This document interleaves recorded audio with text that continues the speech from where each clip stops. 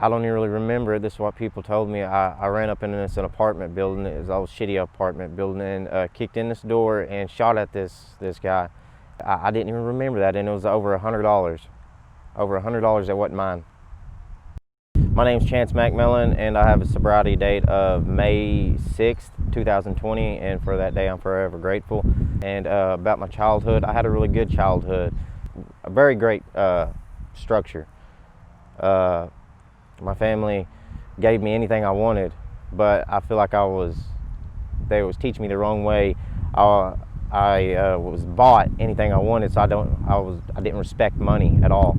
The only downfall was, I believe, the domestic violence, the yelling for years at each other in front of me and my sister. It made us very nervous. We was very nervous individuals, and my sister always had my back no matter what. She is my rock, and she means the world to me.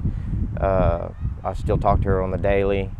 I talk to my parents sometimes, but yeah, that was my childhood.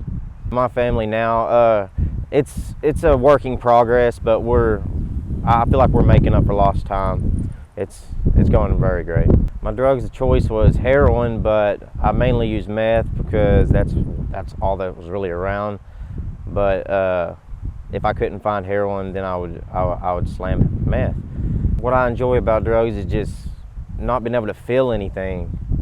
I don't feel any pain. I don't feel any worry. I don't feel any sad. I'm completely numb. I like the meth was just that that first bump, like the rush that you feel immediately, and all after that, I mean, I hated it. I mean, all I was paranoid. But heroin, right after I would get that in my veins, it was over. It was instant warmth. I didn't give a shit about anything. But I would do a shot of heroin, I would feel completely guilty. I would cry a lot of times after I would do it, because I knew what I was doing to my life. I knew what I was giving up. I knew that I was choosing a substance over my own daughter, something that I say that I love more than anything in my life, but I'm choosing a substance over my flesh and blood. The first drug I tried, probably hydrocodone.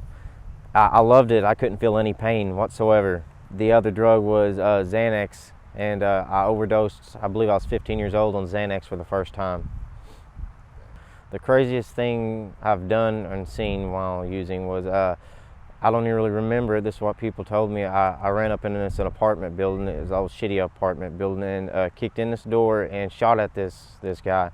Luckily, I didn't hit him, but I didn't even remember that, and it was over $100. Over $100 that wasn't mine. Whenever I thought something was wrong with me because I couldn't feel anything anymore. Like I didn't cry anymore over my kids. I didn't cry that I was even homeless, you know. I didn't feel anything, and I thought something was seriously wrong with me, that I couldn't feel anything, and I knew something wasn't right. Something wasn't clicking, and I knew I needed to get help, but I didn't want to ask for help because my pride is too big, and pride gets me in trouble. The type of treatment place that got me clean and sober was a behavioral center. A lot of therapy hours, a lot of therapy. I have had family therapy. It's going pretty well. AA has helped me tremendously. Me and some of my brothers started our own AA group, and I don't know. They say that find someone in a group that you see something in that you want, and I seen something and I'm going for it. And I have two brothers that's helping me succeed in achieving my goal, and that is to help other addicts, because helping other addicts helps me in my recovery as well. The most proud thing I am about myself is having the willingness to get on that plane, and because I didn't know what I was coming into at all. I'm 1,300 miles away from home. I didn't know what I was coming into, but I had the willingness to quit. I knew that I was going to die back at home, or I was going to end up in prison, and that's the bottom line. That's how this goes. This drug, once it's dead or incarcerated, that's it.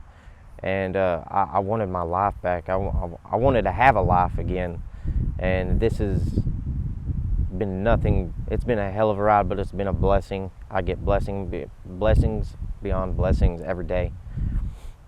I would offer them advice as in just to know that there is a way out. You're not stuck. I felt stuck. You're not. Don't be afraid to ask for help. Don't let your pride end up being the thing that kills you the most. Just have the willingness to try to get help and remain teachable. That's my main thing. I remain teachable. I never think that I got this shit because, and truth be told, none of us have this shit. We'll never have this shit. As soon as you think you have this shit, you're gonna die. You're gonna die or you're going to prison.